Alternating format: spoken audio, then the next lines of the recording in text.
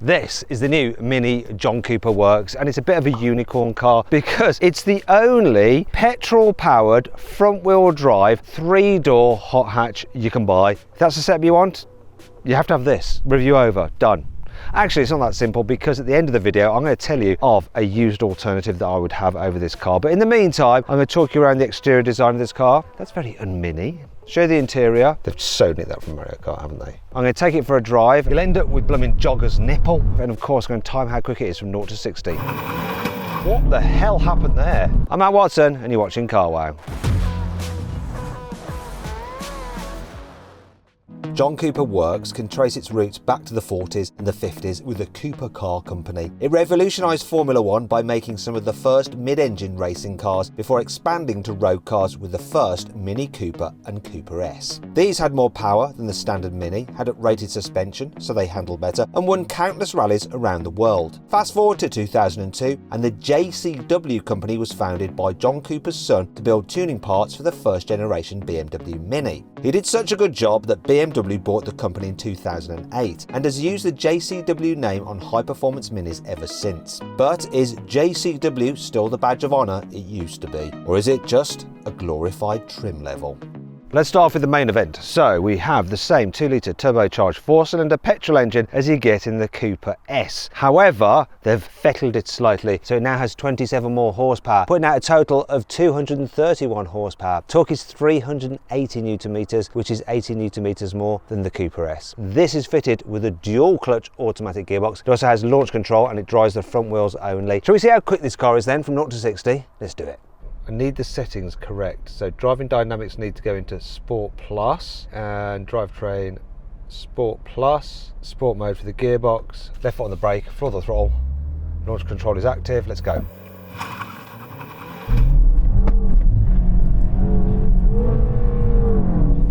Oh. What the hell happened there?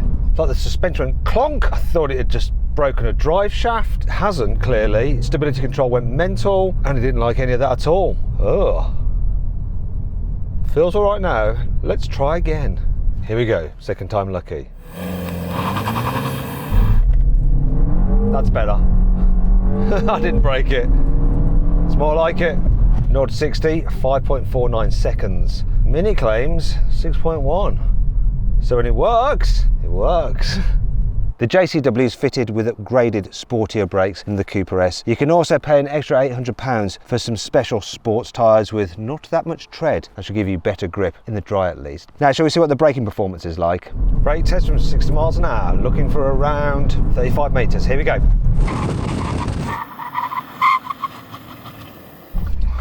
Pretty stable, pretty good. What we're going to do on the money, 35 metres. The brakes on this car are really, really good. Facts. The new Mini JCW starts from just over £33,000. This one here with options is over £36,000. And if you were to lease it over 2 years, it will cost you a total of £18,000. Now, if you want to compare prices of new cars and used cars and you want to check out leasing deals, you need to head to Carwow. To do that, just click on the pop-out banner appearing in the top right-hand corner of the screen or scan the QR code on screen now. Alternatively, you can follow the link in the description of this video or the pinned comment. Question is though, are the upgrades on this JCW, other than the engine, worth it? Let's see what else you get for your money. The JCW has an upgraded chassis over a normal Mini Cooper S, so you've got stiffer suspension with adjusted, not adaptive, just adjusted dampers. There's increased axle camber, so the wheels are leant in more like that, which means that when the car corners, you get better grip. Mini says that the car also has rated sportier kinematics. Kinematics? I think that means like the suspension geometry and stuff like that, just to make it feel more aggressive.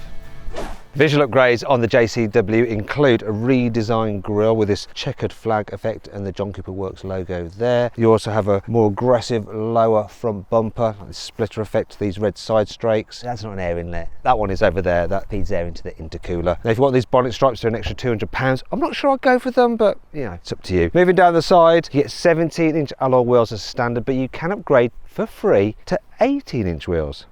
You also get brake calipers in red with JCW logo on them. You can also get contrasting roof in red like this. Once again, a no cost option. That's very un-mini, no cost options. Anyway, I would definitely go for that. That looks cool. And you got some side skirts, but that's just like the normal Mini. And look, unlike the electric version, you have proper door handles.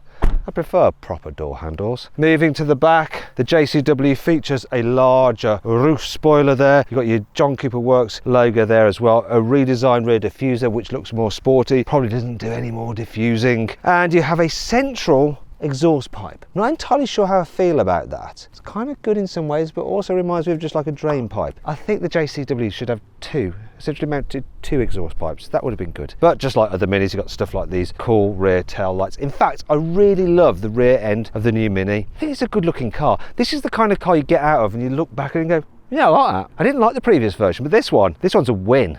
The JCW doesn't have many changes over a standard Cooper S here on the inside. All you've got really is some John Cooper Works badging out on the steering wheel and on the kick plate. Plus you've got stainless steel pedals. And also this, when you're in go-kart mode, you have a torque readout and a horsepower readout, plus a G meter. Other than that, it's the same as the Cooper S. So you get the Cooper S's seats, which are quite nice and they hold in place when you're going quickly. And you've got Isofix in the front passenger seat as well. Get this textured effect on the dash with this sort of like checkered flag thing going on. Once again, quite nice. The general feel in places is good, but then in others, it's not so good. And you have this lovely big round screen, which looks good and is high definition and is quite responsive as well, as it doesn't respond to me, but look, there we go. However, I find it quite difficult to understand where everything is. It takes some getting used to. And of course, you have to do the climate control through here as well. The thing that really annoys me though is this. I'm going to go to Android Auto now. Look how much of the screen is used for Android Auto. Just this little square. That is terrible. Storage isn't great either, so you think this is going to have some storage in there. It doesn't, you can't open it up. There is some storage here in the central tray. You've got this little bin here, and then there's a couple of cup holders. They are quite big, so you can fit a bottle in them, but smaller things will rattle about. There's a pad there for your wireless charging, so you put your phone there like that. The door bins are a decent size though. Look, come on. Yeah, you can fit that in there, and the glove box is okay as well, you know, for a small car. I also like the sunroof. It just helps make the cabin feel lighter. It's a manual blind though, look. Overall, this is quite a cool, interesting interior. You know, there's certain things that they do that's just a bit different, like the toggle switches there, and the little paddle that you use to start the car, and then this toggle switch here for your different driving modes. It's got character, it really has.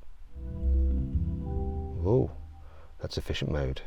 Let's get rid of that. Let's get back into go-kart. Come on, it's the JCW. Activate. Then you get that Mario Kart. Woohoo! They've so nicked that from Mario Kart, haven't they?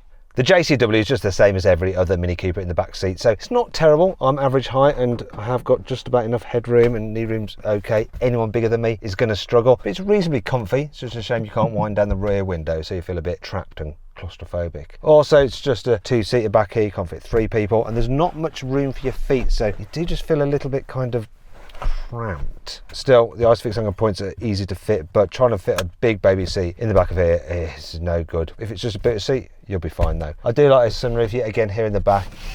I would definitely spec that. However, it does come as part of a pack, which costs £3,000, but then you do get things like surround view parking and adaptive cruise control. The JCW's boot capacity is the same as the normal Mini Cooper, so 210 litres, which means it's quite small. Now you do have this false floor that you can access, but can you remove this?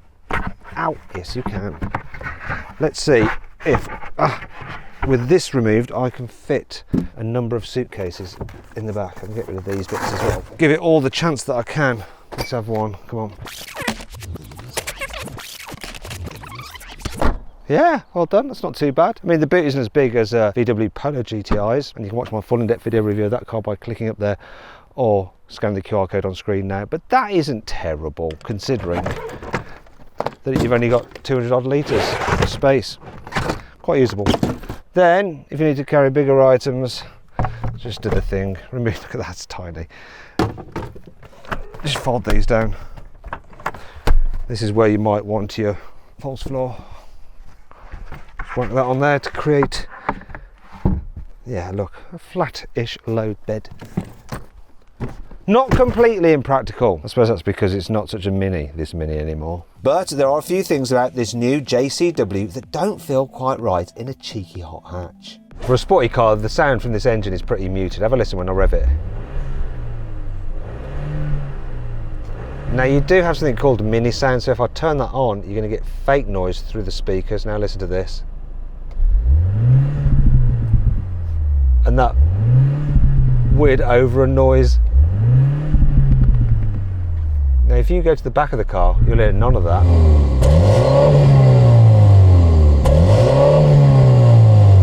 It's all just a bit fake and disappointing.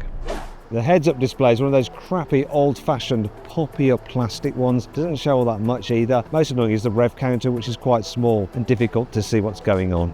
The steering wheel is just too thick. Look, I mean, look at that. It's got too much girth on it. And what's this all about? This big bit, what's that? Who's going to hold the steering wheel like that? You shouldn't hold it like that. You want it like that. It's too big for my dainty little hands. There is no manual option available on the JCW. Now, I know you don't get a manual on any Mini nowadays, but for this car, it'd be nice.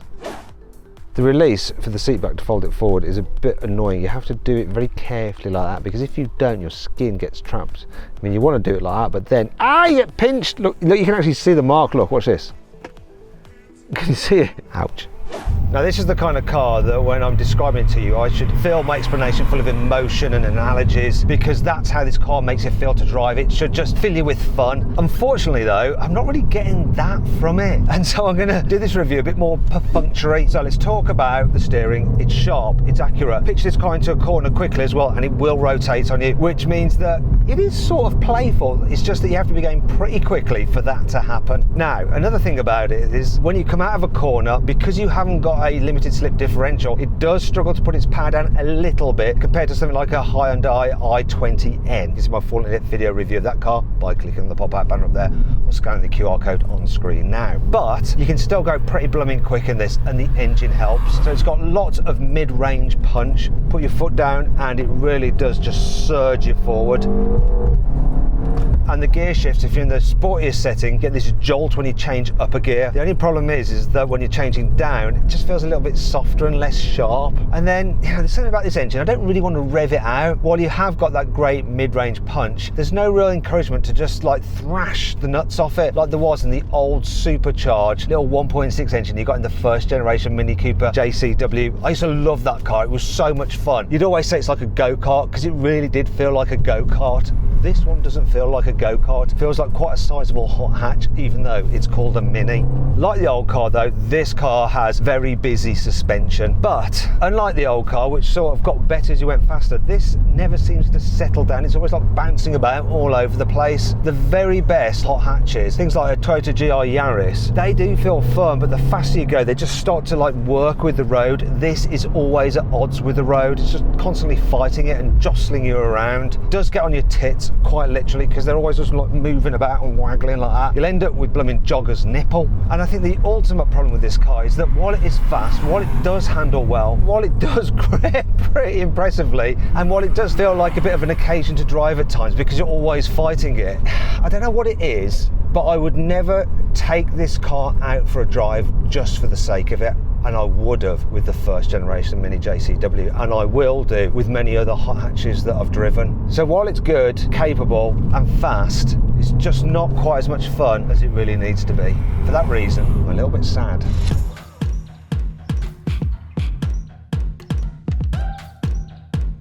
So then, what's my final verdict on the new Mini John Cooper? What should you avoid it, consider it, shortlist it, or just go right ahead and buy it? Well, I reckon you should consider it. It is a good car, it handles well, it looks great. It's just that if I wanted a sporty, fun hot hatch, I'd have to look on the used market, because look what I found on CarWow. Yeah, that's more me.